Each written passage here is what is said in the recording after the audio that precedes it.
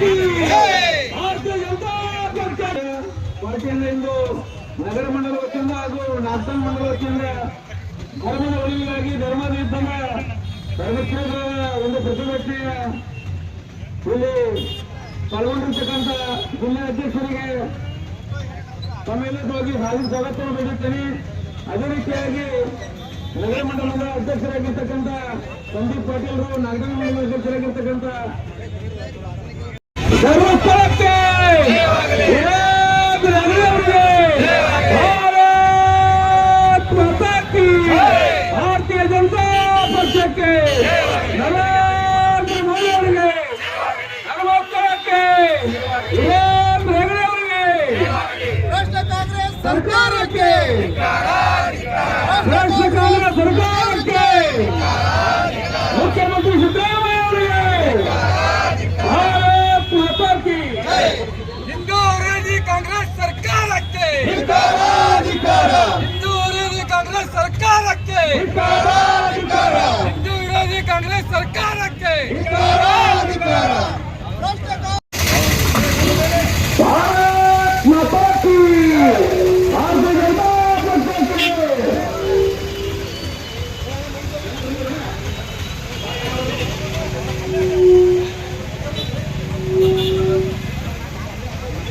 ತಗೊಂಡ್ಬಿಟ್ಟು ಎಲ್ಲರಿಗೂ ಫಾರ್ವರ್ಡ್ ಮಾಡ್ತಾರ, ಮಾಡಿಬಿಟ್ಟು ಯಾವನೋ ಒಬ್ಬ ಒಂದು ತಲೆ ಬುರುಡೆಯನ್ನು ತಗೊಂಡೋಗ್ಬಿಟ್ಟು ಪೊಲೀಸ್ ಸ್ಟೇಷನ್ದಾಗ ಇರ್ತಾನಂತ.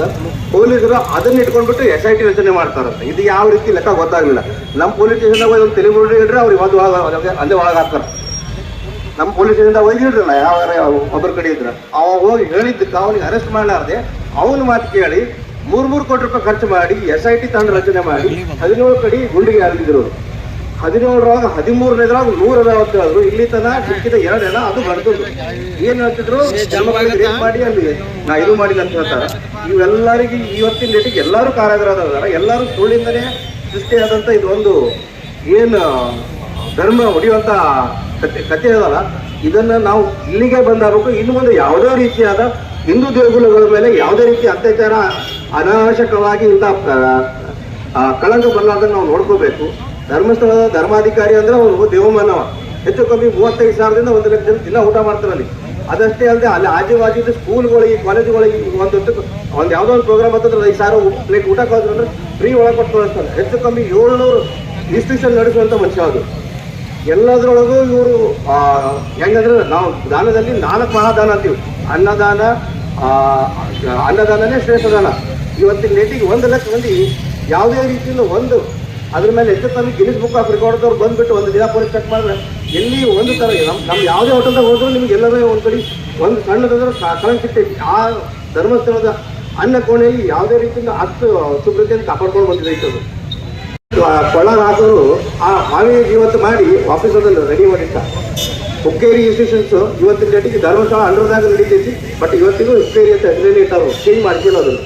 ಇವೆಲ್ಲ ಹೇಳಬೇಕಾದ್ರೆ ಅವ್ರು ಇವತ್ತಿನ ಡೇಟಿಗೆ SDM ಹೆಸರಲ್ಲೇ ಹೆಚ್ಚು ಕಮ್ಮಿ ಶ್ರೀ ಧರ್ಮಸ್ಥಳ ಮಂಜುನಾಥ ಟ್ರಸ್ಟ್ ಹೆಸರಲ್ಲಿ 700ಕ್ಕಿಂತ ಹೆಚ್ಚಿಗೆ ವಿದ್ಯಾವರ್ಧಕ ಸಂಸ್ಥೆಗಳನ್ನು ಆಗ್ತವೆ. 1ನೇ ಹಿಡ್ಕೊಂಡು ಮಾಸ್ಟರ್ ಡಿಗ್ರಿ ತನ MBBS ಕಾಲೇಜ್ ಹಿಡ್ಕೊಂಡು B ಕಾಲೇಜ್ ತನ ಎಲ್ಲಾನು ಅವ್ರ ಅಂಡರ್ದಾಗ ಅದಾವ. ಇಂಥ ಮನುಷ್ಯಾಗ ಇವ್ರು ಕಳಂಕ ಕೊಡಬಹುದು. ಮೊದ್ಲು ಏನ್ ಮಾಡಿದ್ರು, ತಮ್ಮನ ಮಗನಿಗೆ ಕಳಂಕ ಕೊಟ್ಟರು, ಆಮೇಲೆ ಇವ್ರು ತಮ್ಮಕ್ಕೆ ಕೊಟ್ಟರು. ಲಾಸ್ಟಿಗೆ ಯಾರು ಸಿಗಲ್ಲ, ಇವ್ರ ಮ್ಯಾಗ ಹೇಳೋಕೋತ್ರ 1 ತಾಸು ಸಾಲಂಗಿಲ್ಲ.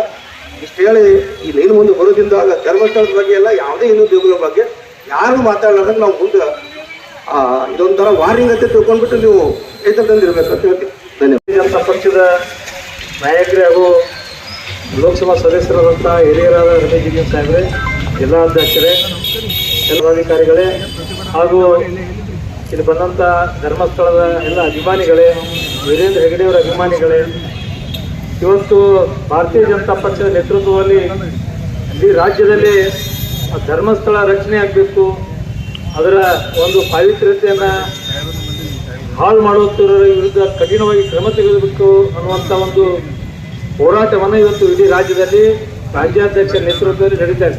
ಬಿಜಾಪುರದಲ್ಲಿ ಕೂಡ ನಾವು ಪ್ರತಿಭಟನೆಯನ್ನು ಹಮ್ಮಿಕೊಂಡಿದ್ದೀವಿ.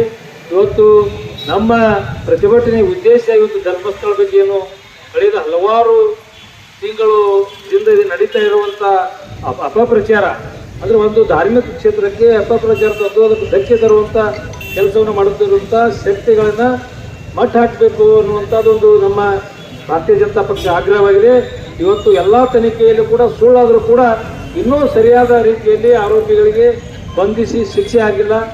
ಅವರೆಲ್ಲರೂ ಕೂಡ ಶಿಕ್ಷೆ ಬೇಕು. ಯಾವುದೇ ಸಂಸ್ಥೆ ಇರಲಿ, ಯಾವುದೇ ಒಂದು ಸಂಘಟನೆ ಇರಲಿ, ಯಾವುದೇ ಒಬ್ಬ ವ್ಯಕ್ತಿ ಇರಲಿ, ಅವ್ರನ್ನು ಕೂಡ ಸದಿ ಬಡಿಬೇಕು.